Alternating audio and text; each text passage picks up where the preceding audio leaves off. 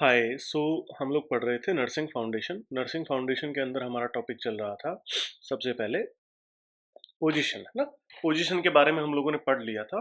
आज हम लोग इसका एक क्वेश्चन सेशन डिस्कस करने वाले हैं, ठीक है। अब बात यह है बेटा कि कोल्ड हुआ है, थोड़ा सा एडजस्ट कर लेना। बाकी हम टॉपिक के ऊपर चलते हैं। 50 क्वेश्चन होने वाले हैं, ठीक है। जितनी भी पोजीशंस पढ़ी हैं उनका प्रैक्टिकल इम्प्लीकेशन, उससे पहले जो मैंने आपको पढ़ाया है उसके अंदर कौन कौन सी पोजीशन दी गई है उनके बारे में भी, और आगे जो मैं प्रोसीजर्स पढ़ाऊंगा उसके अंदर भी कौन सी पोजीशंस काम में आने वाली है उसके बारे में हम लोग डिस्कस करते हैं, ठीक है। सबसे पहला क्वेश्चन है आपके सामने।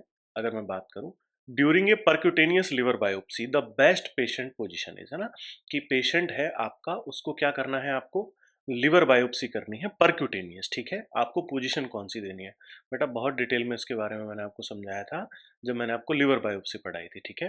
ऑप्शन है हमारे सामने, right lateral decubitus position, prone with both arm at side, supine position with right hand above the head, और सिटिंग पोजीशन, है ना। अभी तो हम लोगों ने इसमें टाइमर इंक्लूड नहीं किया है, अगली बार से टाइमर इंक्लूड करेंगे जिसमें आपको साथ साथ सॉल्व करने का भी मौका मिलेगा, ठीक है। तो देखो, सबसे पहले अगर मैं बात करूं तो हमको क्या करनी है, परक्यूटेनियस लिवर बायोप्सी, है ना। और लिवर बायोप्सी, लिवर किस साइड में होता है, बेसिकली आपकी बॉडी के राइट साइड में लिवर होता है ना। तो हमको कौन सी पोजीशन देनी है, हमको पोजीशन देनी है बेटा सुपाइन, ठीक है। और सुपाइन पोजीशन के अंदर भी पेशेंट की आर्म क्या है, इस तरीके से ऊपर होनी चाहिए। या तो आप अंडर द हेड आर्म कर सकते हो या ऊपर इस तरीके से रख सकते हो, ठीक है। तो ये आपकी पोजीशन को कौन सा जो आपका ऑप्शन है वो डिस्क्राइब कर रहा है, ये ऑप्शन डिस्क्राइब कर रहा है हमारा supine position with right hand above the head, ठीक है। सो ये आपका करेक्ट आंसर है। नेक्स्ट चलते हैं नेक्स्ट क्वेश्चन के ऊपर। नेक्स्ट क्वेश्चन है हमारा, best position immediately after lumbar puncture to reduce post LP headache risk, है ना। एलपी के बाद में, लंबर पंचर के बाद में आपका बेसिकली हेडेक क्यों होता है।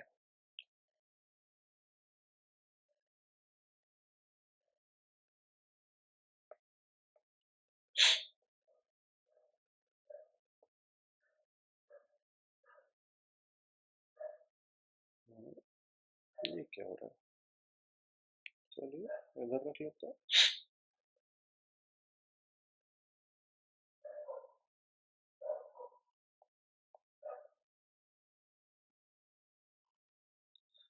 लंबर पंचर में आपका, लंबर पंचर के बाद में हेडेक होने का मेन रीजन क्या होता है, सीएसएफ लीकेज होता है ना,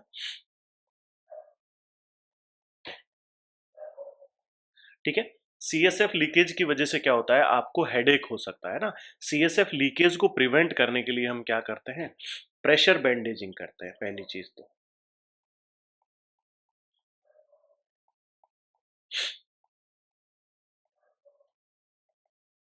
प्रेशर बैंडेजिंग करते हैं मतलब जहां पर आपने बैंडेज लगाई है उस जगह पर प्रेशर अप्लाई करते हैं, ठीक है। दूसरी चीज क्या होती है, पोजीशन कौन कौन सी देते हैं, तो देखो पोजीशन हमको ऑप्शन में दी हुई है। प्रोन पोजीशन है, सिटिंग पोजीशन है, सुपाइन पोजीशन है, और हाईली फाउलर पोजीशन है। तो बेटा पोजीशन देते हैं हम लोग सुपाइन, है ना। सुपाइन पोजीशन देते हैं और मिनिमम 4 आवर्स के लिए उसको क्या करते हैं, मेंटेन करके रखते हैं, है ना।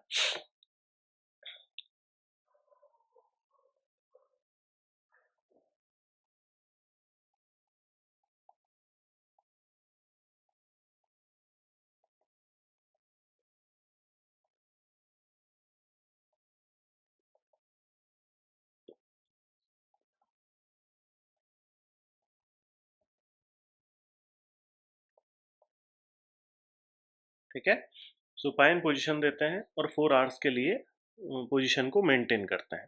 अब अगर मैं बात करूं कि भैया किसी पेशेंट को स्टिल हेडेक हो गया है, तो हमको क्या इंटरवेंशंस लेने होते हैं ना। तो बेसिकली पेशेंट का हाइड्रेशन स्टेटस मेंटेन करना होता है ना। आपको पेशेंट को आईवी फ्लूइड्स देने होते हैं जिसकी वजह से क्या होता है, उसका हाइड्रेशन मेंटेन हो जाता है। और उससे क्या होता है, आपका हाइड्रेशन मेंटेन होने की वजह से आपको क्या मिलेगा, हाइड्रेशन मेंटेन होने की वजह से जो आपका सीएसएफ है उसका प्रेशर मेंटेन हो जाएगा और पेशेंट का हेडेक क्या है, सबसाइड हो जाएगा।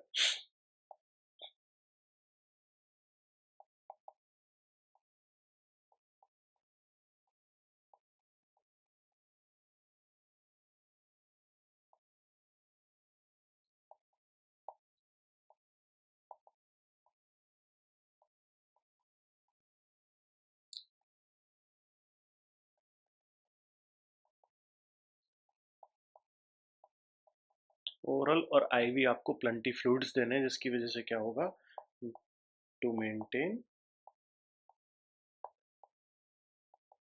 Hydration status.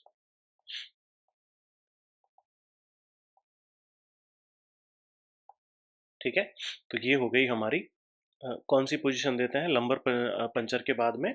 आपका रिस्क कम करने के लिए, हेडेक का रिस्क कम करने के लिए हम लोग सुपाइन फ्लैट पोजीशन देते हैं और मेंटेन करते हैं मिनिमम 4 आवर्स के लिए। ठीक है, अब देखो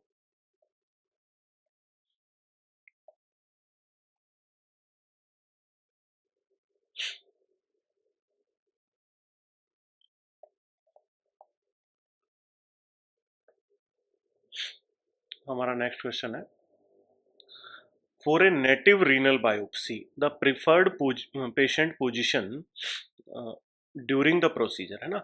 नेटिव रीनल बायोप्सी करनी है और उसके लिए हमको पेशेंट को कौन सी पोजीशन देनी है, एग्जामिनर हमसे ये पूछ रहा है। ठीक है, तो दो तरीके की मैंने आपको बायोप्सी बताई थी। एक तो जो पेशेंट किडनी रिसीव करते हैं ना, जिन पेशेंट्स को किडनी ट्रांसप्लांट हुई होती है, उन पेशेंट के साथ में समस्या ये होती है कि उन पेशेंट के पास में 3 किडनीज होती है ना। कौन कौन सी, एक तो नेटिव किडनी होती है, नेटिव किडनी 2 रहेंगी, और एक एलोग्राफ्ट होती है ना। एलोग्राफ्ट यानी कि किसी दूसरे पर्सन की किडनी लेकर के आपने उसको लगाई है। ऑटोग्राफ्ट खुद की बॉडी का ग्राफ्ट, एलोग्राफ्ट किसी और पर्सन से लिया है ना।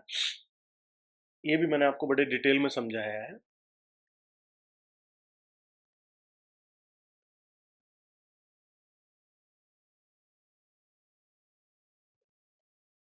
एलोग्राफ्ट ऑर्गन डोनर से लिया जाता है और ऑटोग्राफ्ट सेल्फ। ठीक है, तो हमारे पास में किडनी कौन सी है, एलोग्राफ्ट है। एलोग्राफ्ट किडनी होती है और इस किडनी को कहाँ रखा जाता है, आपके बेसिकली आपके लोअर एब्डोमेन के अंदर, एंटीरियर साइड से हमको करनी होती है। अगर हमको क्या है, ट्रांसप्लांटेड किडनी की बायोप्सी करनी है तो पेशेंट को सुपाइन पोजीशन देनी होती है, और अगर नेटिव रीनल बायोप्सी करनी है तो हमको पेशेंट को कौन सी पोजीशन देनी होती है बेटा, प्रोन पोजीशन देनी होती है। ठीक है, हमको ऑप्शंस क्वेश्चन में क्या क्या दिए हुए हैं, सुपाइन है, प्रोन है, राइट लेटरल है और हाईली फाउलर है। तो हमको नेटिव रीनल बायोप्सी के लिए कौन सी पोजीशन प्रीफर करनी होती है, प्रोन पोजीशन प्रीफर करनी होती है, क्योंकि किडनी क्या है, किडनी एक रेट्रोपेरिटोनियल ऑर्गन है ना।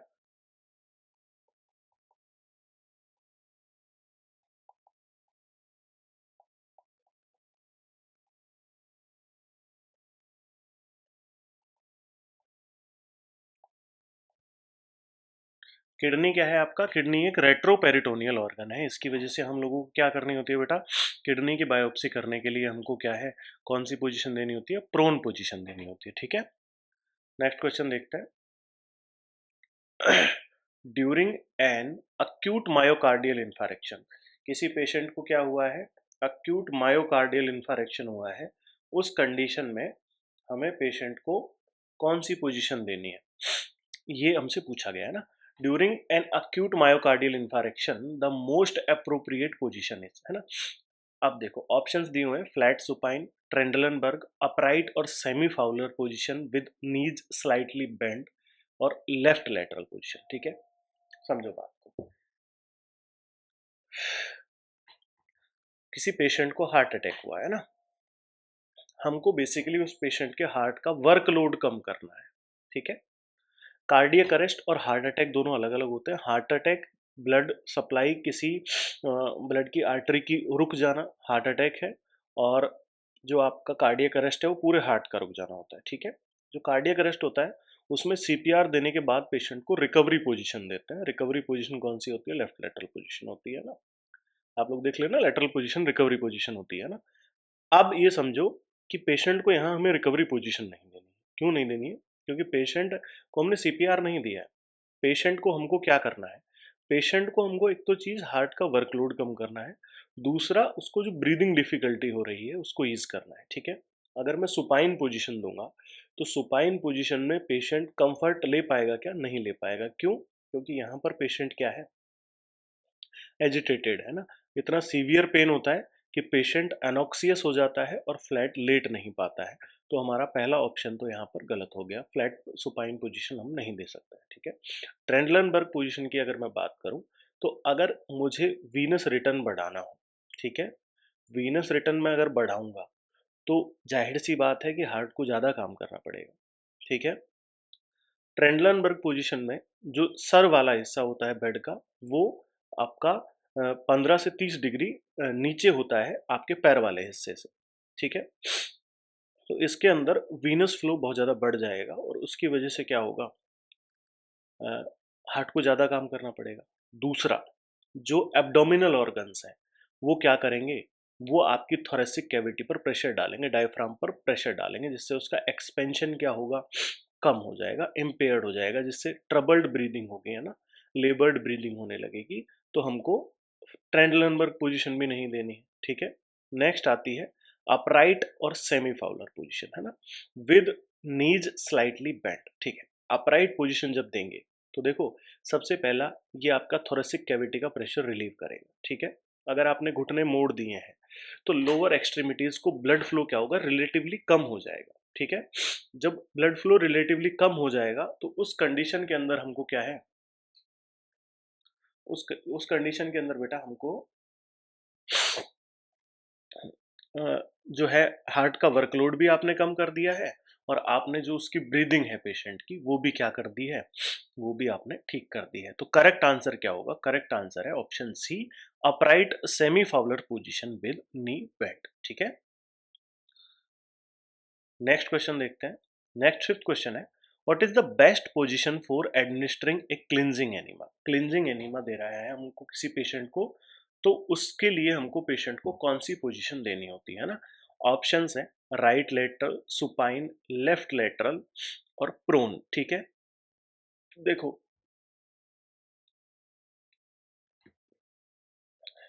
क्लिनजिंग एनिमा देना है ना, सबसे पहली चीज तो कि एनिमा आपका किस किस पार्ट को अफेक्ट करता है, फिर किस किस पार्ट तक पहुंचता है। तो देखो, आपका रेक्टम और आपका सिग्मोइड कॉलम तक अगर आप कहेंगे तो जो है वो क्लिनजिंग एनिमा जाएगा, ठीक है।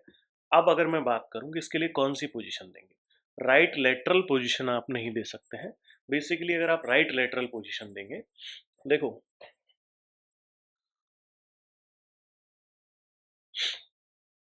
हम्म, ये आपका कोलन है,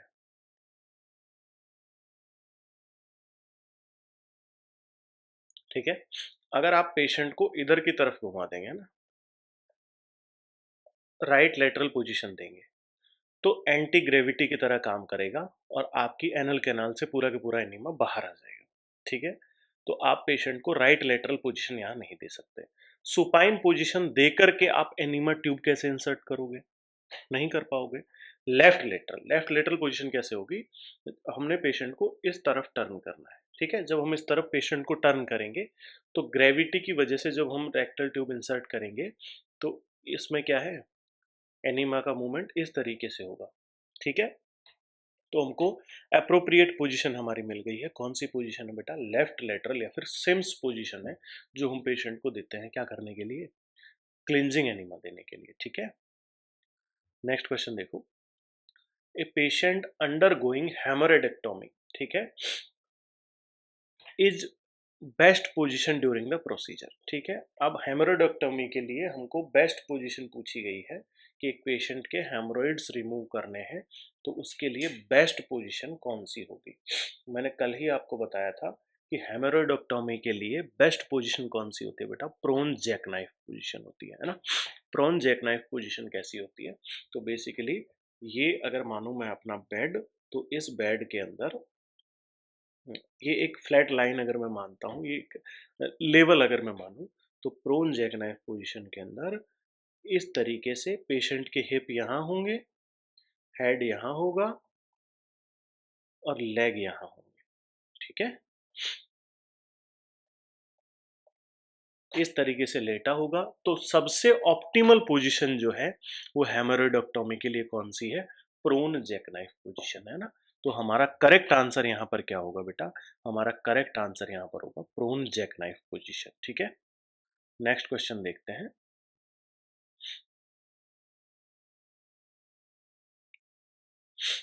नेक्स्ट क्वेश्चन आता है हमारा, आफ्टर ए मोडिफाइड रेडिकल मासेक्टोमी, है ना, हमने किसी पेशेंट की क्या की है, मोडिफाइड रेक्टल मासेक्टोमी की है, ठीक है।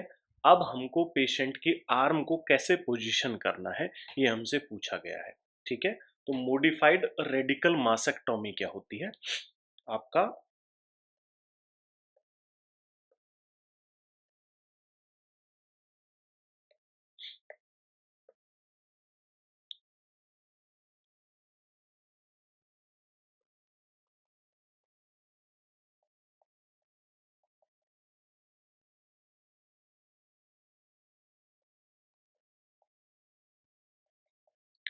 मॉडिफाइड रेडिकल मासेक्टोमी क्या होती है, एक पेशेंट का जो ब्रेस्ट टिश्यू है ना, वो पूरा के पूरा रिमूव किया जाता है, जैसे कि उसके अंदर निपल है, एलिबोला है, पूरा ब्रेस्ट टिश्यू है, सराउंडिंग स्किन है, इसके साथ साथ कुछ लिम्फ नोड आर्म से भी हटाए जाते हैं, ठीक है।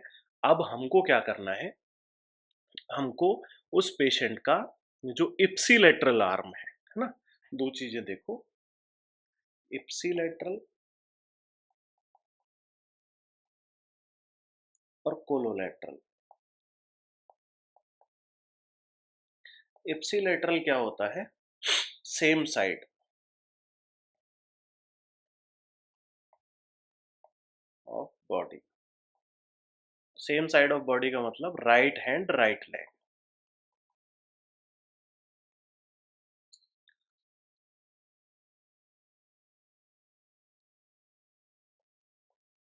ठीक है, राइट हैंड और राइट लेग। कोलोलेटरल का मतलब क्या होता है, डिफरेंट साइड ऑफ बॉडी,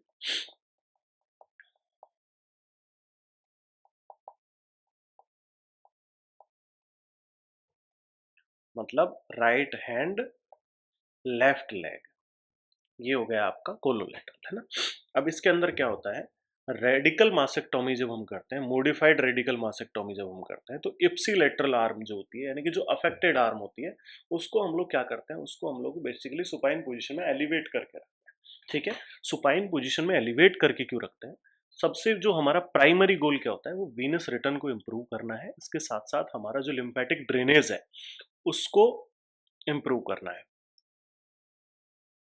तो अब हमको क्या करना है, अगर हम वीनस ड्रेनेज बढ़ा देंगे तो बेसिकली आपका एडिमा प्रिवेंट होगा, और अगर हम लिम्फेटिक ड्रेनेज को इम्प्रूव करेंगे तो उससे भी क्या होगा, आपका एडिमा रिलीव होगा। तो इन दोनों ही चीजों को हमको करने के लिए हमको क्या चाहिए होगा बेटा, हमको कौन सी पोजीशन देनी है, ऑप्शंस दिए हुए हैं, same side arm elevated, arm hanging down, arm adducted across chest, both arm by side, है ना। एक पेशेंट है, सुपाइन लेटा हुआ है, अब उसकी जो इप्सिलेटरल आर्म है, मैंने इप्सिलेटरल बताया, जिस साइड ऑपरेशन हुआ है उसी तरफ का हाथ, उसको एलिवेट करना है, ये पहला ऑप्शन है। दूसरा, नीचे लटका करके रखना है, ये दूसरा ऑप्शन है। तीसरा, अडक्शन करना है। अबडक्शन क्या होता है, बेसिकली आपकी आर्म का, जैसे मान लो ये देखो, ये आपका क्या है, अबडक्शन है, और ये नीचे वापस बॉडी के पास में लाना क्या है, अडक्शन है, ठीक है। तो हमको क्या करना है, जो आर्म है उसको इस तरीके से क्रॉस करना है, तीसरा ऑप्शन ये कह रहा है, और चौथा ऑप्शन कह रहा है कि पेशेंट फ्लैट लेटा हुआ है और उसके आर्म क्या है, उसके दोनों साइड में है, ठीक है। अब देखो, मॉडिफाइड रेडिकल मासेक्टोमी मैंने आपको बता दिया, अब इसका करेक्ट आंसर बेटा क्या होगा, कि जो इप्सिलेटरल आर्म है, वो इप्सिलेटरल आर्म क्या करनी है, हमको एलिवेटेड रखनी है, ठीक है। तो ये हमारा करेक्ट आंसर हो गया। नेक्स्ट क्वेश्चन देखो, नेक्स्ट क्वेश्चन है सॉरी, नेक्स्ट क्वेश्चन है, for lumbar puncture safety and access the patient is usually placed in, है ना। लंबर पंचर में आपको पेशेंट को क्या, किस पोजीशन के अंदर रखना है, क्वेश्चन हमसे ये पूछ रहा है।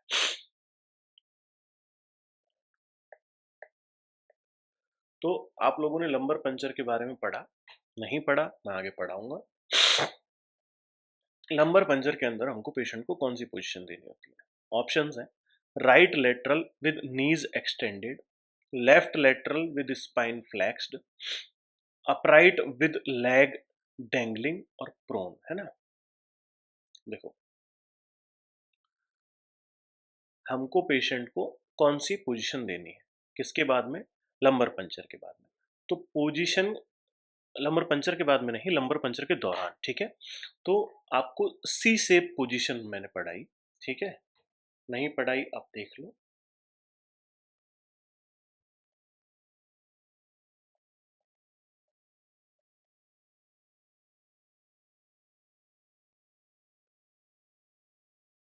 सी शेप और फीटस पोजीशन, है ना। सी शेप और फीटस पोजीशन क्या होती है कि पेशेंट को हमने लेफ्ट लेटरल पोजीशन दी है और स्पाइन का फ्लेक्सेशन किया है। फ्लेक्सेशन आगे की तरफ स्पाइन को झुकाया है, ठीक है। पैरों को फ्लेक्स किया है, कंप्लीट फ्लेक्शन हुआ है। तो ये कंडीशन के अंदर हम लोग पेशेंट को रखते हैं और स्पाइन क्या है, एक सी शेप का कर्वेचर बनाती है, ठीक है। इससे उसका जो इंट्रावर्टिब्रल स्पेस है वो बढ़ जाता है और हम इजीली लंबर पंचर कर पाते हैं, ठीक है। तो हमको पेशेंट को कौन सी पोजीशन देनी है लंबर पंचर के दौरान? Left lateral with spine flexed. Next question देखो, during Ryles tube insertion the most appropriate patient position is, है ना। हमने पेशेंट को क्या करना है बेटा, राइल्स ट्यूब इंसर्ट करनी है और राइल्स ट्यूब इंसर्ट करने के दौरान पेशेंट को मोस्ट अप्रोप्रिएट पोजीशन हम कौन सी दे सकते हैं ना। देखो ऑप्शंस दिए हुए हैं हमें, ऑप्शंस हैं हमारे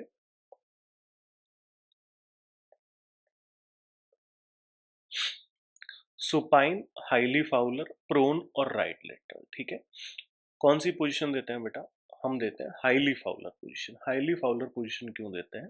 क्योंकि पेशेंट का हमको जो फेरिंग्स है और ईसोफेगस है उसको अलाइन करना होता है ना। जब पेशेंट को आप सिटिंग अपराइट या हाईली फाउलर पोजीशन दोगे उसके बाद में नेक को क्या कहते हैं, आगे की तरफ झुकाओगे, तो जो आपका फेरिंग्स और ईसोफेगस है वो अलाइन हो जाएगा और जो आपका ट्यूब इंसर्शन है उसको क्या करेगा, इजी बनाएगा, ठीक है। नेक्स्ट क्वेश्चन देखते हैं हमारा, immediately after a lower limb amputation the limb is usually, है ना। हमने एक लोअर लिम्ब का किसी पेशेंट का एम्पुटेशन किया है, मतलब पेशेंट का पैर काटना पड़ा है हमको किसी मेडिकल रीजन की वजह से। अब हमको पेशेंट को कौन सी पोजीशन देनी है, ठीक है। ऑलवेज लोवर्ड एम्पुटेटेड पार्ट है उसका हमें क्या करना है, बेसिकली ये पूछा है।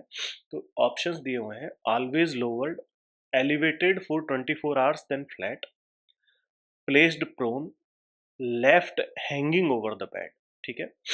हमको पेशेंट का क्या करना है, देखो जो एम्पुटेटेड पार्ट है उसको हमको सबसे पहली चीज तो इमीडिएटली सर्जरी के बाद में हमको एडिमा से बचाना होता है ना, स्वेलिंग ना हो जाए। और दूसरा जो लोअर लिम्ब एम्पुटेशन है उसके बाद में प्रोलोंग्ड लिम्ब एलिवेशन की वजह से हिप कॉन्ट्रैक्चर्स हो जाते हैं, तो वो हिप कॉन्ट्रैक्चर्स से भी हमको बचना होता है। ऑप्शंस देखो, always lowered, elevate for 20 hours, then flat, placed prone, left hanging over the bed, ठीक है। हमको पेशेंट का जो एम्पुटेटेड लिम्ब है उसको एलिवेट करके रखना है 24 आवर्स के लिए और उसके बाद फ्लैट कर देना है। क्यों? पहले 24 आवर्स में वो एडिमा को प्रिवेंट करेगा और उसके बाद में फ्लैट क्यों करना है? To prevent hip contracture.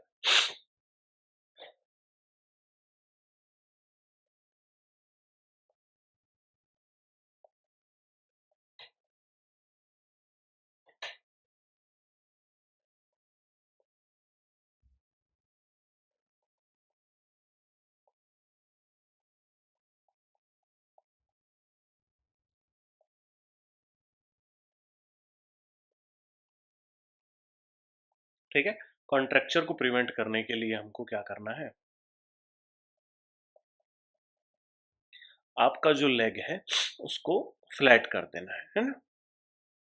Next question देखो, नेक्स्ट क्वेश्चन है, position of choice during a craniotomy to help reduce increase intracranial pressure, है ना। किसी पेशेंट का हम क्रेनियोटॉमी कर रहे हैं, है ना, ब्रेन सर्जरी कर रहे हैं और उस दौरान हमको पेशेंट की क्या है बेटा, इंट्राक्रेनियल प्रेशर को कम रखना है, तो उसके लिए हम पेशेंट को कौन सी पोजीशन देते हैं, ये हमारा क्वेश्चन पूछ रहा है।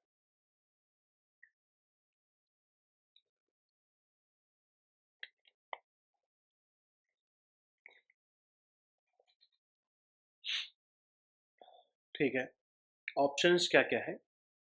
सबसे पहला supine position,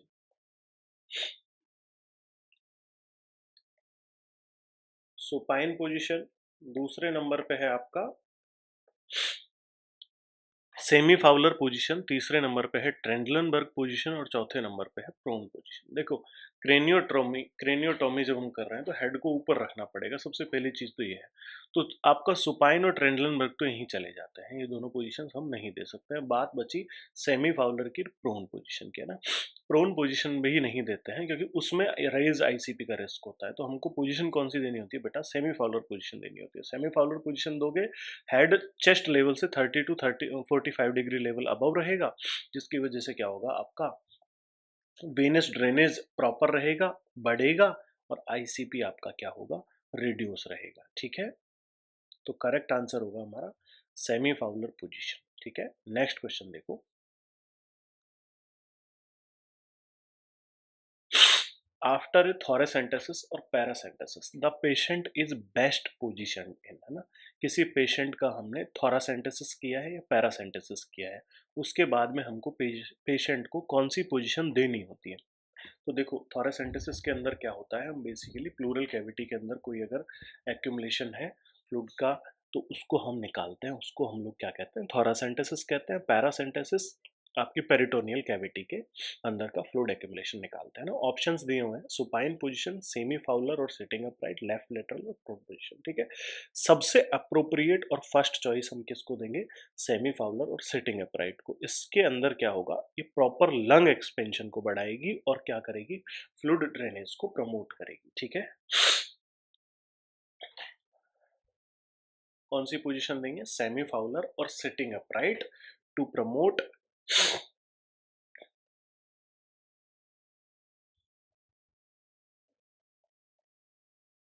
lung expansion and aid drainage।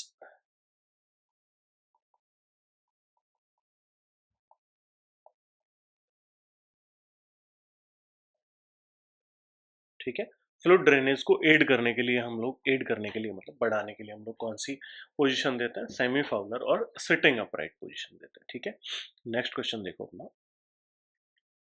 For patient experiencing autonomic डिसरिफ्लेक्सिया the immediate position should be, है ना। पेशेंट को क्या हो रहा है? ऑटोनॉमिक डिसरिफ्लेक्सिया हो रहा है। ऑटोनॉमिक डिसरिफ्लेक्सिया क्या होता है? आपका पेशेंट है, उसकी क्या है, ऑटोनॉमिक नर्वस सिस्टम जो है उसके अंदर हाइपर मतलब उसकी हाइपर एक्टिविटी है ना। तो हाइपर एक्टिविटी से क्या होता है, बेसिकली अगर आपका लोअर स्पाइन है ना, वहां से अगर ये स्टिमुलेशन हो रहा है तो इसकी वजह से क्या होता है, इसकी वजह से वीनस कॉन्ट्रैक्शंस होते हैं, इसकी वजह से जो ब्लड कैपिलरीज हैं वो कॉन्ट्रैक्ट करती हैं और पेशेंट का सडनली बीपी बढ़ जाता है, बीपी रेज्ड होता है। ठीक है, तो ये कंडीशन समझ ली। ऑटोनॉमिक डिसरिफ्लेक्सिया क्या होता है, डिसरिफ्लेक्सिया क्या होता है, समझ लिया आपने ना। अब ये देखो, इसके अंदर कौन सी पोजीशन देनी है। पहली है फ्लैट सुपाइन, दूसरी है highly Fowler with legs dangling, next है ट्रेंडलनबर्ग और उसके बाद है प्रोन पोजीशन, है ना। तो सुपाइन और प्रोन पोजीशन का बीपी के ऊपर इफेक्ट नहीं पड़ता है। क्यों नहीं पड़ता है? क्योंकि पेशेंट का जब एक लेवल में जब पेशेंट की बॉडी रहेगी तो बीपी क्या होगा, इक्वलेंट रहेगा। ठीक है, अब बची ट्रेंडलनबर्ग और highly Fowler with legs dangling, है ना। अब देखो, अगर पेशेंट का बीपी बहुत ज़्यादा आ रहा है तो मैं उस पेशेंट को ट्रेंडलनबर्ग पोजीशन दूंगा क्या? नहीं, ट्रेंडलनबर्ग पोजीशन देते हैं जब पेशेंट का बीपी कम आ रहा है, हाइपोवोलेमिया में देते हैं ना। ये वीनस फ्लो को बढ़ाता है जिसकी वजह से क्या होता है, कार्डियक आउटपुट बढ़ता है और बीपी बढ़ता है ना। तो इसमें तो बीपी पहले से बहुत ज़्यादा है, अब अगर इसमें मैंने ये पोजीशन दे दी तो पेशेंट लुढ़क जाएगा। ठीक है, हमको पोजीशन कौन सी देनी है, हाईली फाउलर देनी है। क्यों देनी है?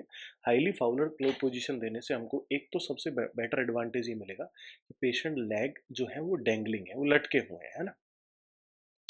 तो उसकी वजह से क्या होगा, वीनस रिटर्न क्या होगा, बेसिकली आपका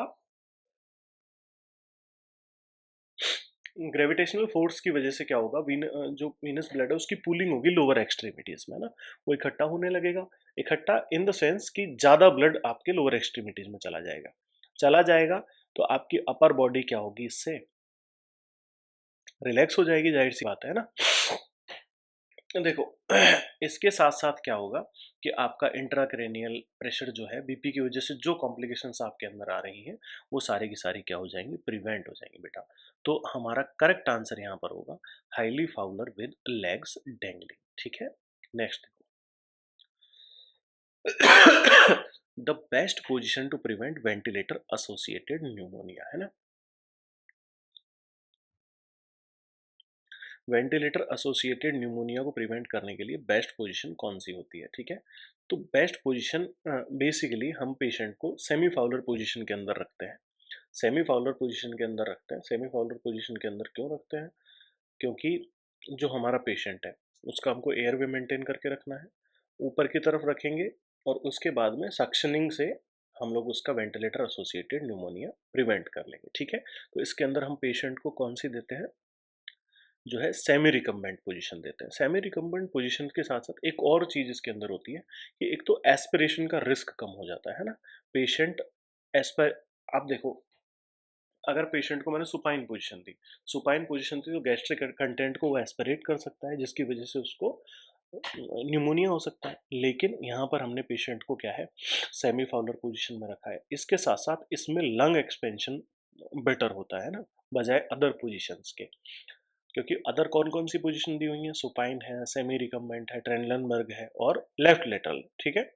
तो इनमें लंग एक्सपेंशन इतना अच्छा नहीं होता है, तो इसीलिए हमको कौन सी पोजीशन में रखना है बेटा, सेमी रिकम्बेंट पोजीशन में हमारे पेशेंट को रखना है, ठीक है। करेक्ट आंसर क्या होगा, सेमी रिकम्बेंट पोजीशन होगा, ठीक है। नेक्स्ट देखो, नेक्स्ट क्वेश्चन है after a mastectomy which position help to promote drainage and swelling, है ना। ये क्वेश्चन रिपीट हुआ है बेटा। मैंने आपको बताया था कि इप्सिलेटरल जो आर्म है उसको एलिवेट रखना होता है। ऑप्शंस दिए हुए हैं supine with ipsilateral arm elevated, prone, right lateral और ट्रेंडलनबर्ग। तो हमारा करेक्ट आंसर क्या आ जाएगा बेटा, supine with ipsilateral arm elevated, ठीक है। नेक्स्ट देखो, which position use during spinal tap for optimal access, ठीक है। ये क्वेश्चन भी रिपीट हुआ है। कौन सी पोजीशन हम देते हैं लंबर पंचर के दौरान, सी सेप फीटल पोजीशन देते हैं ना, मैंने आपको समझाया था। सी सेप फीटल पोजीशन देते हैं, लेटरल डेक्यूबिटस होती है। और ऑप्शंस कौन कौन से हैं, सिटिंग अपराइट है, प्रोन है और सुपाइन है, ठीक है। सिटिंग अपराइट पोजीशन दे सकते हैं, लेकिन सेकंड चॉइस है, सबसे पहली चॉइस क्या है हमारी, हम सबसे पहली चॉइस है सी सेप पोजीशन देते हैं, ठीक है। नेक्स्ट चलो, best position for recovery after thyroidectomy, है ना। हमने किसी पेशेंट का क्या किया है बेटा, थायराइड रिमूव किया है। अब इस कंडीशन के अंदर हमको उस पेशेंट को कौन सी पोजीशन देनी है, एग्जामिनर हमसे ये पूछ रहा है। तो बेसिकली जब आप किसी पेशेंट का थायराइड रिमूव करेंगे, थायराइड कहाँ होता है, गले के अंदर होता है। ऑप्शंस दिए हुए हैं supine position, Fowler position, prone position और लेफ्ट लेटरल पोजीशन, ठीक है। थायराइड यहाँ सिचुएटेड है आपके, है ना। तो अगर आप पेशेंट को सुपाइन पोजीशन के अंदर रखेंगे तो उससे एडिमा हो सकता है, जाहिर सी बात है। प्रोन पोजीशन के अंदर रखेंगे तो जो साइट ऑफ सर्जिकल साइट है वहां इंजरी होने का रिस्क हो सकता है। लेफ्ट लेटरल पोजीशन में अगर आप पेशेंट को रखेंगे तो एक साइड जो है वो ज़्यादा अफेक्ट करेगी। हमको पेशेंट को कौन सी पोजीशन देनी होती है बेटा, पेशेंट को फाउलर पोजीशन देनी होती है ना। फाउलर पोजीशन क्या करती है आपका, फाउलर पोजीशन जो है आपकी वो एडिमा को कम करती है और जो वीनस और लिम्फेटिक ड्रेनेज है उस दोनों को क्या करती है, प्रमोट करती है, जिसकी वजह से क्या होता है, सर्जिकल साइट पर एडिमा होने का रिस्क कम होता है, ठीक है। और एडिमा नहीं होगा तो हीलिंग क्या होगी, फास्ट होगी, ठीक है।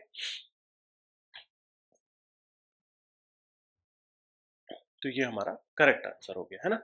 नेक्स्ट देखो, नेक्स्ट क्वेश्चन आता है during cardiac catheterization the recommended patient position is, है ना।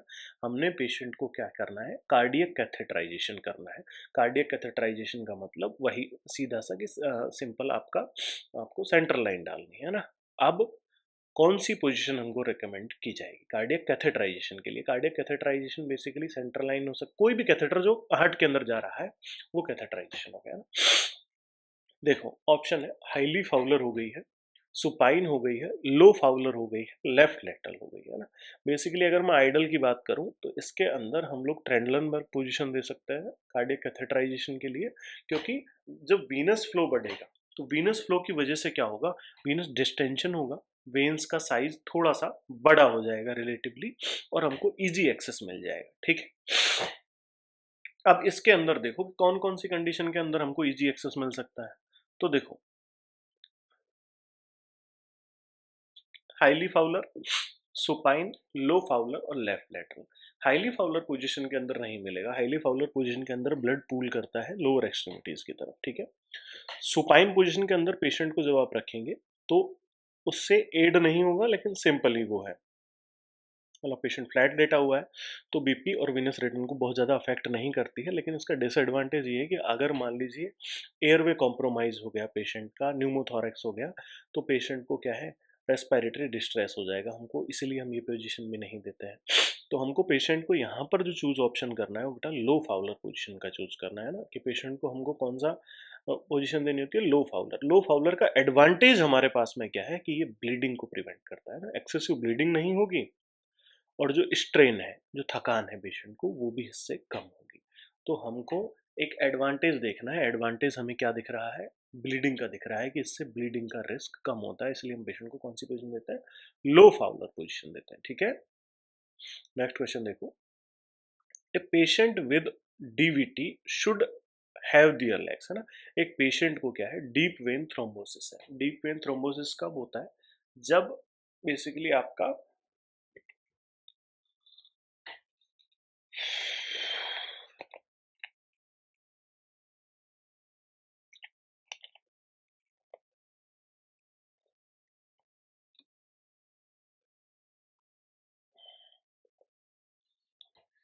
पेशेंट को क्या है पेशेंट को डीप वेन थ्रोम्बोसिस है। अब डीप वेन थ्रोम्बोसिस के बाद में हमको हमारे पेशेंट को क्या है, कौन सी पोजीशन देनी होती है ना। तो देखो, ऑप्शंस है, flat on bed, elevated, dangling, extended and abducted, ठीक है। डीवीटी के अंदर लेग्स को हमको बेसिकली एलिवेटेड रखना होता है। एलिवेटेड रखेंगे तो जो वीनस रिटर्न है वो क्या होगा, इम्प्रूव होगा। वीनस पूलिंग, यानी कि वीनस ब्लड जो एक तरफ ज़्यादा हो जाता है वो नहीं होगा, और स्वेलिंग भी क्या होगी, रिड्यूस होगी। तो जिन पेशेंट्स को आपका डीप वेन थ्रोम्बोसिस है, उन पेशेंट को हमको क्या करना है बेटा, उन पेशेंट को हमको कौन सी पोजीशन देनी है, लेग एलिवेटेड रखने हैं ना। चाहे लेग्स के नीचे पिलो रख दो डबल, तो भी क्या हो जाएगा, लेग एलिवेशन हो जाएगा, और उसकी जो ओवरनाइट जो स्वेलिंग है वो रिड्यूस होगी, ठीक है। नेक्स्ट देखो, after a cataract surgery the patient is positioned as, है ना। पेशेंट की क्या हुई है, कैटारेक्ट सर्जरी हुई है, पेशेंट के कैटारेक्ट का ऑपरेशन हुआ है आपका। अब पेशेंट को कौन सी पोजीशन देनी है, ऑप्शंस है, flat supine, semi Fowler to unaffected site, prone और लेफ्ट लेटरल, है ना। कैटारेक्ट की सर्जरी एक आई में एक बार होती है, इस बात का ध्यान रखना। क्यों होती है, ताकि पेशेंट को अपने जो डेली के जो टास्क हैं उनके लिए किसी पर डिपेंड ना होना पड़े, ठीक है। इन्फेक्शन या फिर कोई कॉम्प्लिकेशन हो तो दोनों आईज में एक साथ ना हो, इसीलिए हम वन बाई वन आई की सर्जरी करते हैं। पहली चीज तो ये ध्यान में रखनी है ना। दूसरी चीज ये ध्यान में रखनी है कि हमको किधर लिटाना है, अनअफेक्टेड साइड की तरफ लिटाना है। क्यों लिटाना है, to reduce intraocular pressure, है ना। अगर मैं मान लो सेम साइड में लिटा दूंगा तो वहां पर क्या होगा, बेसिकली उधर की तरफ ब्लड फ्लो बढ़ेगा और इंट्रा ऑक्यूलर प्रेशर बढ़ जाएगा। तो इंट्रा ऑक्यूलर प्रेशर को मुझे प्रिवेंट करना है, इसकी वजह से मैं पेशेंट को क्या करूंगा बेटा, अनअफेक्टेड साइड में सेमी फाउलर पोजीशन में लेटाऊंगा, है ना। तो सेमी फाउलर पोजीशन है, तो जाहिर सी बात है कि वीनस ड्रेनेज को basically intra cerebral pressure, intra ocular pressure, ये सबको तो कम करेगा ये सेमी फाउलर पोजीशन। साथ साथ मुझे लेटरल किस साइड में करना है, जिस साइड में पेशेंट अनअफेक्टेड है, यानी कि जो हेल्दी आई है पेशेंट की, उधर की तरफ मुझे करवट पेशेंट को दिलानी होती है, ठीक है। नेक्स्ट देखो, नेक्स्ट क्वेश्चन है, the best position to prevent brain herniation after lumbar puncture, है ना। लंबर पंचर हो गया है, उसके बाद में पेशेंट को कौन सी पोजीशन देनी है। जो ब्रेन हर्निएशन है वो क्या है, आपके लंबर पंचर की एक कॉम्प्लिकेशन है। तो कॉम्प्लिकेशंस को प्रिवेंट करने के लिए हमें कौन सी पोजीशन देनी होती है लंबर पंचर के बाद में, ये क्वेश्चन पूछ रहा है। ऑप्शंस है, Trendelenburg, head elevated semi Fowler position, prone position और फ्लैट सुपाइन पोजीशन। बेटा ये क्वेश्चन मैंने अदर साइंस में आया है, पर मैंने आपको पहले ही बता दिया है कि पेशेंट में किसी भी तरीके की कॉम्प्लिकेशन से बचने के लिए हमें कौन सी पोजीशन देनी होती है, फ्लैट सुपाइन पोजीशन देनी होती है पोस्ट लंबर पंचर, ठीक है। नेक्स्ट क्वेश्चन देखो, What position should a patient placed after thoracic surgery to promote lung expansion? है ना, किसी पेशेंट की thoracic सर्जरी हुई है और लंग एक्सपेंशन को हमको प्रमोट करना है, तो कौन सी पोजीशन बेसिकली पेशेंट को देंगे, ये हमसे पूछा गया है। सबसे जो बेस्ट पोजीशंस है लंग एक्सपेंशन को प्रमोट करने के लिए, वो सीधा से याद कर लेना, फाउलर पोजीशंस है ना। अगर पेशेंट वेंटिलेटर पर है और वेंटिलेशन इंप्रूव करना है, तो पेशेंट को हम प्रोन पोजीशन देते हैं, लेकिन तब तक हमारी क्या है, बेस्ट पोजीशन कौन सी है, हाईली फाउलर और सिटिंग अपराइट पोजीशन है। तो करेक्ट आंसर इसका क्या होगा बेटा, हाईली फाउलर और सिटिंग अपराइट पोजीशन इसका करेक्ट आंसर हो जाएगा, ठीक है। नेक्स्ट देखो, नेक्स्ट क्वेश्चन हमसे पूछ रहा है, best position to reduce risk of aspiration during feeding through nasogastric tube, है ना। एनजी ट्यूब मैंने आपको पढ़ाया है और उसमें बहुत डिटेल में बताया है कि हमको कौन सी पोजीशन किसी पेशेंट को कब देनी होती है, ठीक है। तो अगर मैं फीडिंग करा रहा हूँ किसी पेशेंट को, तो मुझे कौन सी पोजीशन देनी है बेटा, मुझे सेमी फाउलर पोजीशन पेशेंट को देनी होती है ड्यूरिंग फीड, ठीक है। Fowler to semi Fowler position मुझे मेंटेन करके रखनी होती है, ठीक है। नेक्स्ट क्वेश्चन देखो, a patient with increased ICP intracranial pressure should be placed in which position for care, है ना। किसी पेशेंट की हमको केयर करनी है और पेशेंट का क्या है, आईसीपी बढ़ा हुआ है। अब भी दो क्वेश्चन पहले मैंने आपको बताया कि अगर किसी पेशेंट का इंट्रा ऑक्यूलर या फिर इंट्राक्रेनियल प्रेशर बढ़ा हुआ हो, तो पेशेंट को हमको कौन सी पोजीशन में रखना होता है बेटा, Fowler to semi Fowler position के अंदर हमको पेशेंट को रखना होता है। Basically semi Fowler position first priority होती है, क्यों, क्योंकि ये सेमी रिक्लाइन पोजीशन है ना, ये रेस्ट सुपाइन पोजीशन और semi recline position resting positions होती हैं, जबकि जो फाउलर और हाईली फाउलर पोजीशन है वो पेशेंट बहुत ज़्यादा देर तक मेंटेन नहीं कर पाएगा। इसीलिए हम फर्स्ट प्रायोरिटी किसको देते हैं, सेमी फाउलर पोजीशन को देते हैं, जिसको पेशेंट थोड़े लंबे टाइम के लिए मेंटेन कर पाए, ठीक है। तो करेक्ट आंसर क्या आएगा, करेक्ट आंसर आएगा सेमी फाउलर पोजीशन।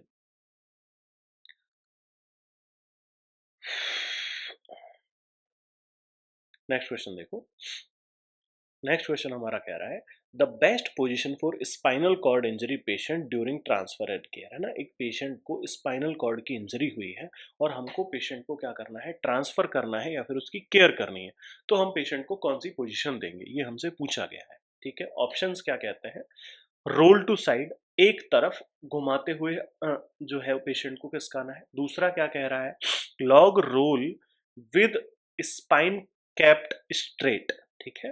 पेशेंट को लॉग रोल देना है। लॉग रोल बेसिकली कितने, ये क्वेश्चन कई बार पूछा गया है कि लॉग रोल में मिनिमम कितने लोगों की रिक्वायरमेंट होती है, तो लॉग रोल के अंदर 3 लोगों की रिक्वायरमेंट होती है ना, ये याद रखना। Prone position, sitting upright position. Sitting upright strictly avoid की जाती है without support in patient with spinal cord injury. Prone position भी नहीं दी जाती है।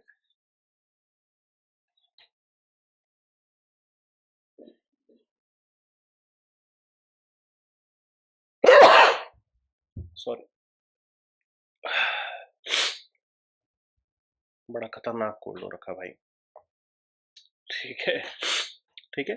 तो बेटा करेक्ट आंसर क्या होगा हमारा, log roll with spine kept straight, ठीक है।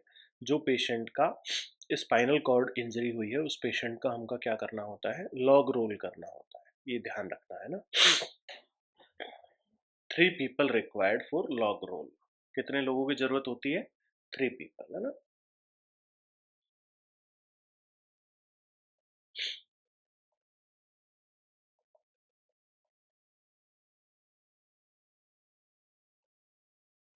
लॉग रोल के लिए हमें कितने लोगों की जरूरत होती है, 3 लोगों की जरूरत है, ठीक है। नेक्स्ट क्वेश्चन देखो, for a total hip replacement patient which position aid is essential. एक पेशेंट है जिसका टोटल हिप रिप्लेसमेंट हुआ है, ठीक है, बॉल एंड सॉकेट जॉइंट जो है आपका वो बदला गया है, हमको पेशेंट को कौन सी पोजीशन देनी है। ऑप्शंस है adduction, abduction, internal rotation, external rotation, ठीक है। तो ध्यान रखना कि कौन सी चीज हमको मेंटेन करनी होती है, मेंटेन करनी होती है बेटा हमको अबडक्शन, ठीक है। अबडक्शन मतलब पैरों को बाहर की तरफ, देखो जैसे मान लो ये हाथ कोई पैर मान लो खड़ा होकर क्या देखो, ये अडक्शन है ये एडक्शन है, पास में लाना, और ये अबडक्शन है। तो हमको बाहर की तरफ पैरों को रखना होता है, जिससे जो जो आपका जो हिप ट्रांसप्लांट हुआ है वो क्या है, उसका इम्प्लांट जो प्रोस्थेटिक है वो आपका जो साइट है उस पर बना रहे। इसके लिए हमको क्या करना होता है, अबडक्शन रखना होता है to prevent dislocation of hip prosthetic, है ना। नेक्स्ट क्वेश्चन देखो, after laminectomy surgery the patient is commonly placed in. Laminectomy क्या होती है, बेसिकली हर्निएटेड जो डिस्क होती है ना आपकी स्पाइनल कॉर्ड के, जो आपका वर्टिब्रल कॉलम्स हैं उसके बीच में जो हर्निएटेड डिस्क होती है, उनकी जब सर्जरी की जाती है तो उसको बोला जाता है लेमिनेक्टोमी, है ना। लेमिनेक्टोमी के बाद में बेसिकली कौन सी पोजीशन मेंटेन करनी होती है ना, यानी कि सबसे कम स्ट्रेन किस पोजीशन के अंदर पड़ेगा पोस्ट लेमिनेक्टोमी, ये क्वेश्चन है। देखो ऑप्शंस है, Muslim prayer position, kneeling with flexion, है ना, नी चेस्ट पोजीशन जिसको कहते हैं, जीनो पेक्टोरल पोजीशन जिसको कहते हैं, वो पोजीशन है पहली। दूसरी है सुपाइन पोजीशन, तीसरी है आपकी प्रोन पोजीशन, और चौथी है लेफ्ट लेटरल पोजीशन। इनमें से मिनिमम जो स्ट्रेन होगा वो होगा आपकी मुस्लिम प्रेयर पोजीशन के अंदर, नी चेस्ट पोजीशन के अंदर, है ना। तो लेमिनेक्टोमी सर्जरी के बाद में हमको पेशेंट को कुछ टाइम तक किसके अंदर रखना होता है, आपका मुस्लिम प्रेयर पोजीशन के अंदर रखना होता है, जिससे वो पेशेंट के क्या है, स्ट्रेन कम हो स्पाइन के ऊपर और हीलिंग प्रॉपर हो, जल्दी हो, ठीक है। नेक्स्ट देखो, which position help to prevent pressure ulcer in patient who is immobile, है ना। एक पेशेंट है जो कि इमोबाइल है, हिल डुल नहीं पाता है, चल फिर नहीं पाता है, उस पेशेंट को मुझे कौन सी पोजीशन देनी है जिससे कि उस पेशेंट का क्या है, प्रेशर अल्सर जो है वो प्रिवेंट हो जाए, उस पेशेंट को बेड सोर ना हो, ठीक है। तो ये फर्स्ट ईयर से ही आपको बताया जा रहा है। अगर आप फर्स्ट ईयर में हैं तो अभी कोई आपको बता देगा कि पेशेंट की हमको हर 2 घंटे के अंदर पोजीशन चेंज करनी पड़ती है। मिनिमम आप 2 घंटे के अंदर पोजीशन चेंज करोगे तो एक साइड पर क्या होगा, प्रेशर कम पड़ेगा, और प्रेशर कम पड़ेगा तो वहाँ पर वीनस जो वहाँ का ब्लड फ्लो है वो इम्पेयर्ड नहीं होगा, और अल्टीमेटली नेक्रोसिस या फिर प्रेशर अल्सर्स नहीं होंगे, ठीक है। ऑप्शंस है, supine for prolonged periods, frequent repositioning every 2 hours, Trendelenburg sitting for long periods। तो हमारा करेक्ट आंसर क्या होगा, frequent repositioning in every 2 hours। Next देखो, नेक्स्ट है बेस्ट पोजिशन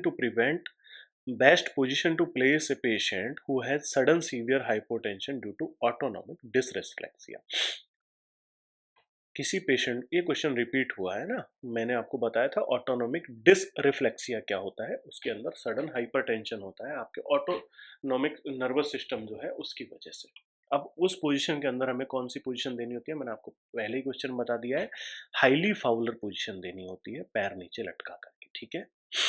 नेक्स्ट देखो, during epidural anaesthesia positioning patient to widen the intravertebral space, है ना। Epidural anaesthesia देना है हमको, एपिड्यूरल एनेस्थीसिया लंबर स्पेस में दिया जाता है। अब हमको पेशेंट को कौन सी पोजीशन के अंदर रखना है, ऑप्शंस हैं, supine, sitting upright with flex spine, prone, left lateral, है ना।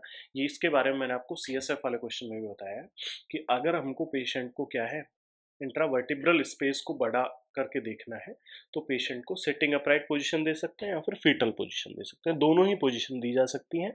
दोनों पोजीशंस के अंदर फर्स्ट प्रायोरिटी अगर मुझे सीएसएफ ड्रेन करना है तो मैं आपकी सी सेप को दूंगा, और अगर एपिड्यूरल एनेस्थीसिया देना है तो मैं आपको सिटिंग अपराइट पोजीशन को दूंगा, ठीक है।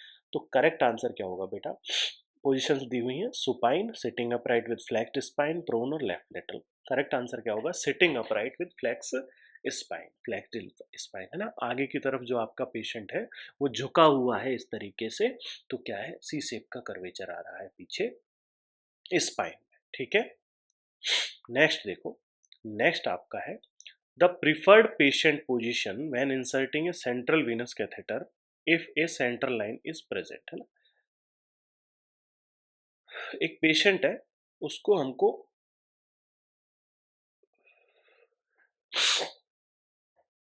सीवीपी लाइन जो है वो इंसर्ट करनी है, और पहले से क्या है, सेंट्रल लाइन प्रेजेंट है, पहले से सेंट्रल लाइन प्रेजेंट है तो बेटा मुझे सीवीपी लाइन देने के लिए कौन सी पोजीशन देनी है पेशेंट को? ऑप्शंस दिए हुए हैं supine, highly Fowler, Trendelenburg, prone. ये ध्यान रखना कि यहाँ पर हम लोग परक्यूटेनियसली इंसर्ट नहीं कर रहे हैं, ऑलरेडी हमारे पास एक कैथेटर है जिसके अंदर से हमें लाइन डालनी है, तो पेशेंट को सुपाइन पोजीशन के अंदर रखना होता है ना। सुपाइन पोजीशन के अंदर पेशेंट को आपके को रखना है, ठीक है। नेक्स्ट क्वेश्चन देखो, for patient without A centre line CVP measurement is done, है ना। एक पेशेंट है जिसके अंदर सेंटर लाइन नहीं डली हुई है, अब हमको पेशेंट का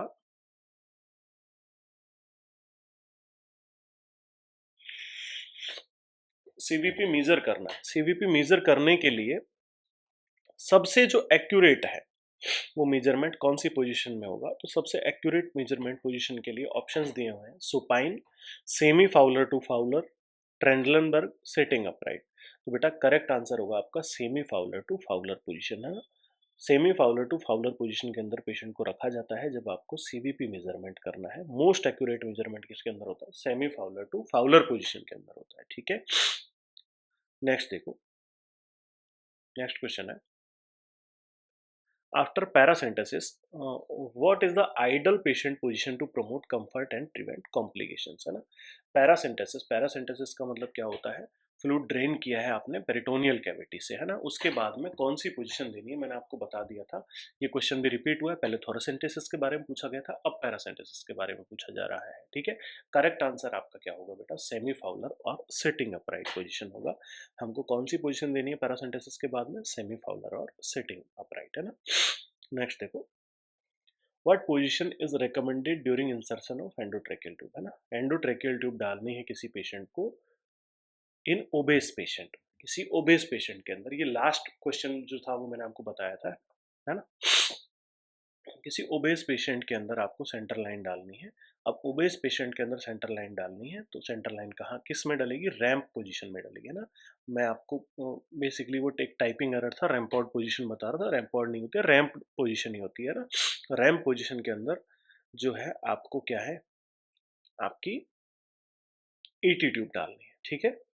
किसी ओबेस पेशेंट पे रैम पोजीशन क्या होती है? रैम पोजीशन के अंदर हम बेसिकली आपका ऑडिटरी कैनाल का जो एक्सेस है और एक्सटर्नल नोच है इनको एक लाइन में रखते हैं, ठीक है। एक्सटर्नल नोच और ऑडिटरी जो कैनाल का एक्सेस है उसको एक लाइन में रखेंगे। इस एक लाइन में रखेंगे तो क्या होगा हमारा, इस एक लाइन में रखने से हमारा क्या होगा, एयरवे जो है वो इजीली विजुअलाइज हो जाएगा, ठीक है। नेक्स्ट देखो, in an event of air embolism, है ना, किसी पेशेंट को एयर एम्बोलिज्म हुआ है, what emergency patient position can help trap air in right atrium, है ना। पेशेंट को एयर एम्बोलिज्म हुआ है और मुझे वो जो एयर है वो ट्रैप करनी है राइट एट्रियम के अंदर, तो मैं पेशेंट को कौन सी पोजीशन दे सकता हूँ ये पूछा गया है। ऑप्शंस हैं ट्रेंडलनबर्ग, डुरांट पोजीशन, प्रोन पोजीशन और सुपाइन पोजीशन, ये चार ऑप्शन दिए हुए हैं। हमेशा ध्यान रखना डुरांट्स मैनवर करते हैं। डुरांट्स मैनवर कैसे होता है? Left lateral with hand down, है ना। किसी भी पेशेंट को अगर मुझे एयर एम्बोलिज्म सस्पेक्टेड है तो डुरांट्स मैनवर करते हैं ना।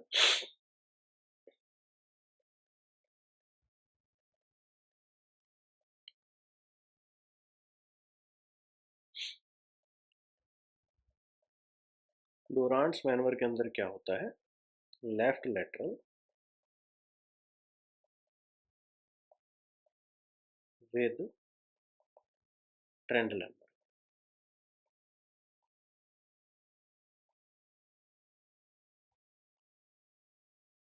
है ना। लेफ्ट लेटरल दी जाती है किसके साथ में? ट्रेंडलनबर्ग के साथ में।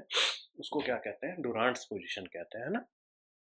नेक्स्ट क्वेश्चन देखो, which is the best position for A pregnant woman experiencing inferior vena cava compression, है ना। किसी पेशेंट है, प्रेग्नेंट लेडी है, उसको इंफीरियर वेना केवा कंप्रेशन हो रहा है। इंफीरियर वेना केवा कंप्रेशन के बाद में मुझे पेशेंट को कौन सी पोजीशन देनी है?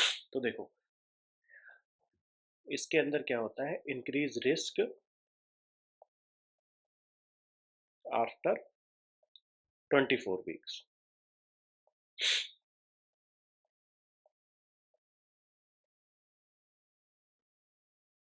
है ना।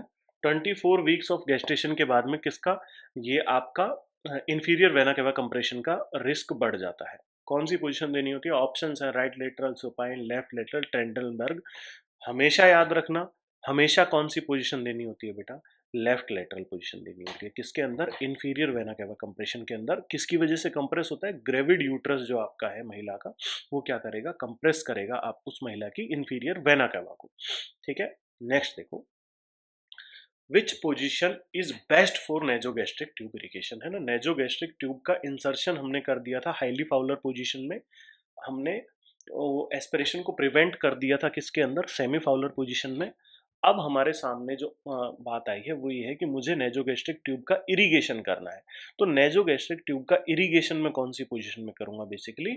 तो नेजोगैस्ट्रिक ट्यूब के इरिगेशन के लिए मुझे मेंटेन करनी होती है। ऑप्शंस हैं प्रोन, फाउलर, सुपाइन और left lateral.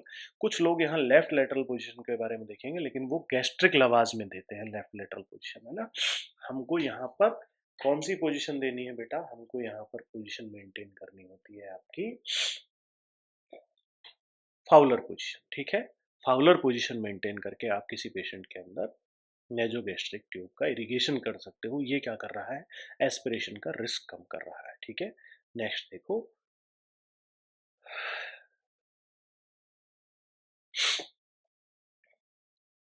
how should a patient be positioned immediately after a VP shunt insertion, है ना। वेंट्रिकुलो पेरिटोनियल शंट। वीपी शंट क्या करता है? वीपी शंट बेसिकली आपके ब्रेन के वेंट्रिकल्स से जो एक्सेसिव सीएसएफ है उसको लेकर के पेरिटोनियल कैविटी के अंदर छोड़ देता है, जहां पर वो क्या होता है? रीअब्जॉर्ब हो जाता है। ठीक है, किस कंडीशन में काम में आता है VP shunt? To treat hydrocephalus.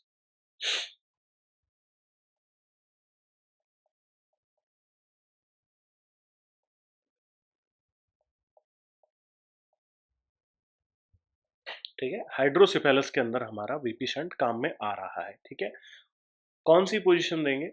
Position देंगे बेटा flat position on unaffected side, है ना। ऑप्शंस है flat on affected side, flat on unaffected side, highly Fowler, prone, है ना। जो शंट डाला है उसकी पेटेंसी और हीलिंग को प्रमोट करने के लिए हमको पेशेंट को फ्लैट लेटाना है, उस तरफ लेटाना है जहां अनअफेक्टेड साइड है। ठीक है, इससे क्या होगा? To prevent pressure on new shunt, है ना। जो नया शंट बना है उस पर प्रेशर नहीं लगना चाहिए। ठीक है, नेक्स्ट देखो, नेक्स्ट क्वेश्चन हमारा कहता है best position to prevent wound dehiscence और एविसरेशन पोस्ट सर्जरी, है ना। किसी पेशेंट की सर्जरी हुई है और मुझे वुंड एविसरेशन और डिहाइसेंस को प्रिवेंट करना है। मोस्ट कॉमन हम कौन सी पोजीशन देते हैं? मोस्ट कॉमनली ये दोनों चीजें देखने के लिए मिलती हैं एब्डोमिनल सर्जरीज के अंदर, है ना।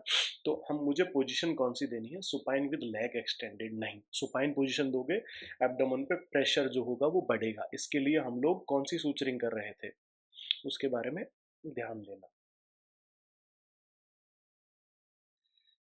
कि इसके लिए एक मैंने स्पेसिफिक सूचर भी आपको बताया था, ये आपके लिए क्वेश्चन है ना, उसको देखना। ठीक है, नेक्स्ट है semi Fowler with knees bent, Trendelenburg और प्रोन पोजीशन। बेटा करेक्ट आंसर है हमारा semi Fowler with knees bent. घुटने मोड़ देंगे और सेमी फाउलर पोजीशन देंगे। इससे क्या होगा? जो एब्डोमेन प्रेशर है वो रिलीव होगा, स्ट्रेन कम होगा और पेशेंट रिलैक्स रहेगा। ठीक है, नेक्स्ट क्वेश्चन देखो, during seizures the patient should be positioned to prevent injury by. ठीक है, किसी पेशेंट को सीजर आ रहे हैं और आपको उस पेशेंट की इंजरी प्रिवेंट करनी है, ऐसा करना है कि पेशेंट के अंदर कोई इंजरी ना हो जाए, तो उसके लिए आपको पेशेंट को कौन सी पोजीशन देनी है? ऑप्शंस हैं supine position, lateral position, prone position, highly Fowler position, है ना। करेक्ट आंसर है बेटा लेटरल पोजीशन या फिर रिकवरी पोजीशन। क्यों देते हैं? टू प्रिवेंट, है ना। इसका स्क्रीनशॉट, इसको ये जो बोर्ड पे लिखा आ रहा है ना, इसका इसके साथ एसोसिएटेड मत कर लेना रे, हर का अलग अलग है। ठीक है, क्या है? क्यों मुझे लेटरल पोजीशन देनी है? टू प्रिवेंट एस्पिरेशन, एस्पिरेशन को प्रिवेंट करने के लिए and to maintain airway patency.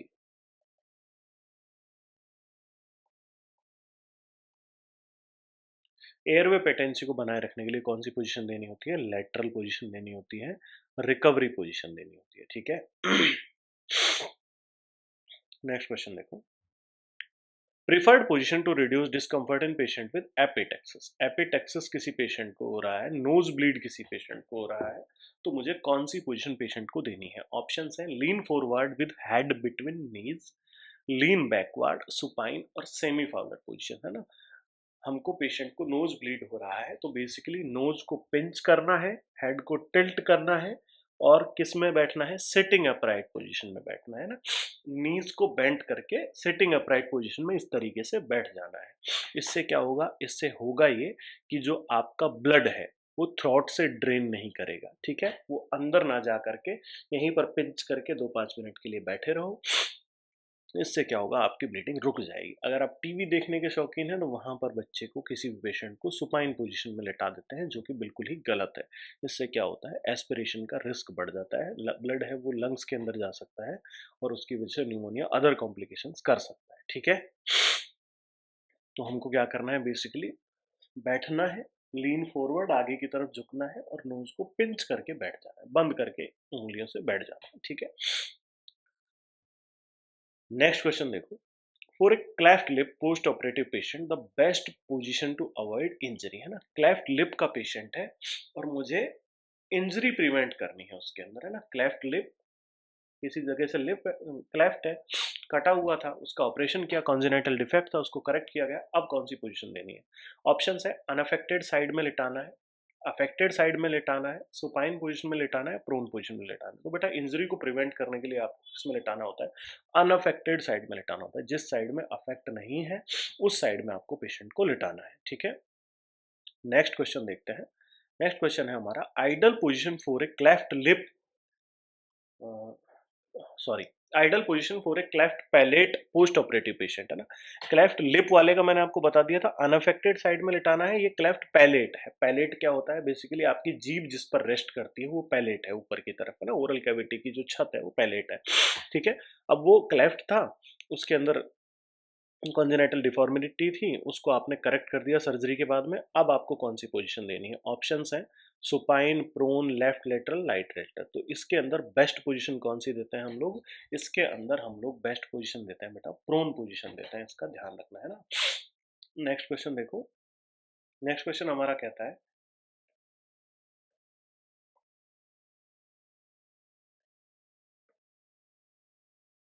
Best position for tracheostomy patient to promote airway clearance, है ना।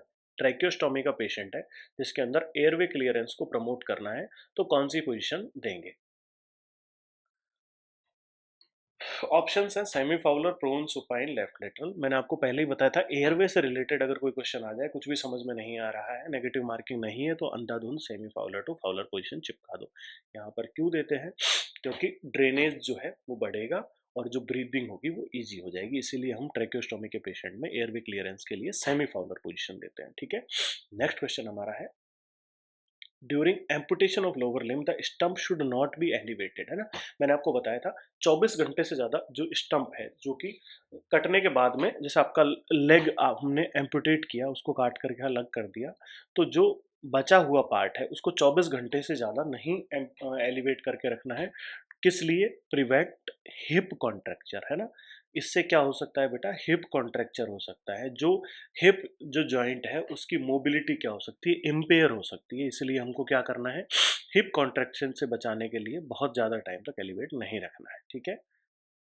नेक्स्ट क्वेश्चन देखो, after laminectomy the patient is recommended to avoid which movement to prevent nerve damage, है ना। लेमिनेक्टोमी हुई है किसी पेशेंट की, लेमिनेक्टोमी मैंने आपको बताया था, हर्निएटेड डिस्क की अगर सर्जरी हुई है तो उसमें कौन सा मूवमेंट बेसिकली आपको अवॉइड करना है? ऑप्शन है extension of spine, flexion of spine, rotation, side bending, है ना। फ्लेक्शन आगे की तरफ होगा तो इससे तो इंट्रावर्टिब्रल स्पेस बढ़ेगा, इससे इंजरी और नर्व कंप्रेशन के चांसेस नहीं होंगे। लेकिन अगर आपने एक्सटेंशन किया, पीछे की तरफ झुके, तो उसकी वजह से क्या हो सकता है? नर्व आपकी कंप्रेस हो सकती है, इंजरी एग्रीवेट हो सकती है। तो हमको क्या नहीं करना है बेटा? एक्सटेंशन ऑफ स्पाइन नहीं करना है, किसके अंदर? लेमिनेक्टोमी के बाद में, ठीक है। नेक्स्ट देखो, best position to promote venous return in patient with varicose vein, है ना। पेशेंट के वेरिकोज वेन है और उसको हमको पोजीशन देनी है वीनस रिटर्न बढ़ाने के लिए। वीनस रिटर्न बढ़ाने के लिए आपकी बॉडी के अंदर एक ही पोजीशन है, आपके लेग को एलिवेट करके रखना होता है। ऑप्शंस देख लो, leg elevated about heart level, stand upright, sitting with leg dangling और ट्रेंडलनबर्ग, है ना। ट्रेंडलनबर्ग दे सकते हैं, लेकिन ट्रेंडलनबर्ग यूजुअली हम हाइपोवोलीमिया में प्रेफर करते हैं, इसके अंदर नहीं करते हैं। तो हमें क्या करना है, हार्ट लेवल से अबव आपके लेग्स रखने हैं। कैसे रखेंगे, आप पिलो रख सकते हैं या फिर जो लेग एंड है पेशेंट का उसको एलिवेट करके रख सकते हैं, ठीक है। नेक्स्ट क्वेश्चन देखो, preferred position to reduce risk of pressure injury over sacrum in bed bound patient, है ना, बेड रिडन पेशेंट है, उसके अंदर मुझे सैक्रम रीजन के ऊपर प्रेशर जो शोर है वो नहीं होने देना, उसके लिए मैं क्या करूंगा। ऑप्शंस है, सुपाइन फ्लैट पोजीशन देनी है, थर्ड डिग्री लेटरल टिल्ट देना है, प्रोन पोजीशन देनी है, सिटिंग अप पोजीशन देनी है ना। तो देखो कुछ नहीं करते हैं, 30 डिग्री लेटरल टिल्ट देते हैं। कैसे देते हैं, जो हिप है उसके नीचे क्या लगा देते हैं, पिलो लगा देते हैं, जिससे क्या होती है लेटरल साइड में जब पेशेंट को सुलाते हैं तो हिप के नीचे एक पिलो लगा देते हैं। इससे क्या होता है, प्रेशर बेटरली डिस्ट्रीब्यूट हो जाता है और जो स्किन का ब्रेक डाउन है वो कम हो जाता है, ठीक है। नेक्स्ट देखो, best position for a patient with hyphema after eye surgery, है ना। आई सर्जरी के बाद में एक पेशेंट की आंख के अंदर, है ना, ब्लड दिख रहा है बेसिकली, तो उसको क्या है, आपको पोजीशन देनी है, अप्रोप्रिएट पोजीशन। कौन सी अप्रोप्रिएट पोजीशन होगी, तो पोजीशन के अंदर देखिए, semi Fowler on affected side, semi Fowler on unaffected side, prone position, flat supine position. मैंने पहले ही आपको बताया था, इसके अंदर हमको इंट्रा ऑक्यूलर प्रेशर कम करना है। इंट्रा ऑक्यूलर प्रेशर कम करने के लिए हम लोग क्या करेंगे, रीब्लीडिंग को रोकना है। रीब्लीडिंग को रोकेंगे तो कैसे रोकेंगे, इंट्रा ऑक्यूलर प्रेशर कम करके रोकेंगे, ठीक है। करना कैसे है, सेमी फाउलर पोजीशन देनी है अनअफेक्टेड साइड में, जिस भी साइड में ऑपरेशन हुआ है उसके दूसरी तरफ पेशेंट को सेमी फाउलर पोजीशन के अंदर लेटाना है। इससे इंट्रा ऑक्यूलर प्रेशर भी कम होगा और ब्लीडिंग का रिस्क भी कम होगा। नेक्स्ट क्वेश्चन देखो, after cardiac catheterization the patient is positioned mainly, यानी कि आफ्टर कार्डियक कैथेटराइजेशन हम पेशेंट को जो भी पोजीशन दे रहे हैं वो क्यों दे रहे हैं। तो बेसिकली हमको पोजीशन देनी कौन सी होती है, लो फाउलर या फिर सेमी फाउलर पोजीशन देनी होती है। क्यों देनी होती है, ऑप्शंस है, promote circulation, prevent bleeding at catheter site, increase discomfort और प्रमोट वीनस रिटर्न, है ना। तो हमारा करेक्ट आंसर क्या होगा बेटा, to prevent bleeding at catheter site, है ना। जहां भी मैंने कार्डियक कैथेटर के बाद में आपका जो पेशेंट है उसको लो फाउलर पोजीशन दी है, तो वो सिर्फ एक ही वजह से दी है। क्यों दी है, क्योंकि मुझको ब्लीडिंग क्या है, प्रिवेंट करनी है कैथेटर साइड पर, ठीक है। तो ये हमारी क्विज कंप्लीट हो गई है ना। तो ये था हमारा क्विज रिगार्डिंग द पोजीशंस, ठीक है। अब नेक्स्ट क्लास हम किसी अदर टॉपिक पर लेंगे। इस क्लास के लिए इतना ही, थैंक यू।